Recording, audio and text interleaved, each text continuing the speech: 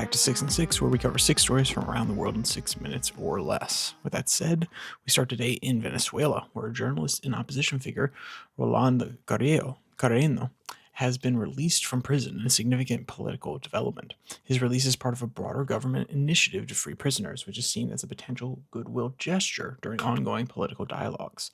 The move could signal a shift in Venezuela's political dynamics and potentially facilitate more constructive negotiations between the government and opposition groups.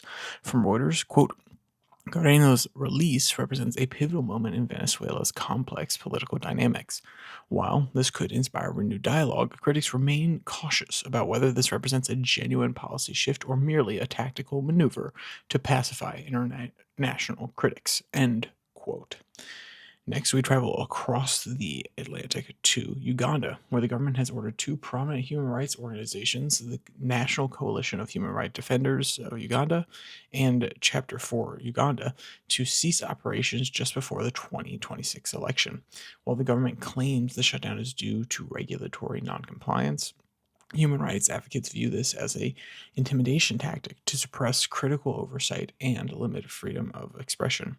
The move has raised significant concerns about the integrity of the upcoming electoral process and the potential restrictions on civil society. From Reuters, quote, the timing of the government's actions is drawing widespread criticism from both local and international human rights organizations. The election, set against a backdrop of previous controversies and allegations of voter suppression, raises concerns about the overall integrity of the process, end quote. Now back across the Atlantic in Canada, Quebec Premier Francis Legault is reportedly resigning, marking a significant shift in the province's political landscape. Legault, leader of the Coalition Avenir Quebec, or CAQ, has been in office since 2018 and has been instrumental in advancing a nationalist agenda with reforms in healthcare, education, and language laws.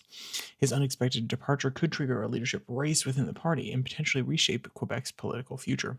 From Reuters, quote, Legault's tenure as Quebec's premier has been marked by his commitment to conservative values and an ambitious agenda focused on Quebec nationalism. His leadership was tested during the COVID-19 pandemic, and his decision to step down comes unexpectedly, leaving the coalition at a crossroads as they seek to maintain their political momentum, end quote. Now, across the Pacific, we go to Japan, where the Japanese Prime Minister, Sanae Taikuchi, is considering a snap election on February 8th as a political strategic maneuver. The potential early election reflects the complex political landscape, with Takuchi seeking to consolidate power amid regional tensions and domestic challenges. This decision comes as her administration grapples with the economic stagnation, demographic issues, and the need to push through critical legislative agendas. From Reuters, quote, Prime Minister Taguchi's potential call for snap elections is viewed by political analysts as a calculated risk. It could be aimed at securing a stable majority to push through legislation that has faced obstacles in the fragmented political landscape, end quote. Now further south to New Zealand, where the Reserve Bank governor has faced criticism for closely aligning monetary policy with the Federal Reserve's approach. Critics argue that this strategy may not adequately address New Zealand's unique economic conditions, including local inflation rates and housing market challenges. The situation has sparked a broader debate about economic autonomy and the influence of global finance powers on the smaller economies. From Reuters, quote, the critical question that has resurfaced is whether the Reserve Bank of New Zealand is sacrificing its own economic strategy by echoing the Federal Reserve.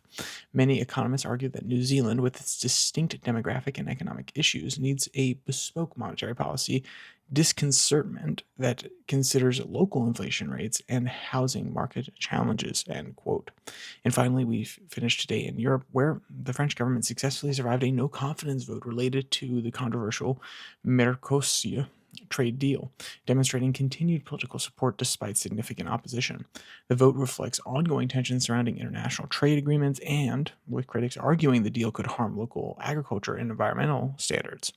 The government maintains that such trade agreements are crucial for economic and political opportunities. From Reuters, quote, critics of the Mercosur deal in France argue that it will open Europe markets to cheaper agricultural products from South America, potentially undercutting local farmers. There is significant concern about the environmental impact, with opponents stating stating that the trade deal incentivizes deforestation, groundwater contamination in Mercosur member countries, end quote. And if you want to read any of today's articles in their entirety, you can find all of them linked in the description below that like and subscribe button. Also down there, you can find the podcast on Spotify, Pocket Cast, Podvine, as well as the Twitter handle at Your Daily Flip, where I post links to these episodes on Tuesday and Thursday, and the normal podcast on Monday, Wednesday, Friday. So with all that said, there's only one more thing to say. Stay safe. Don't die.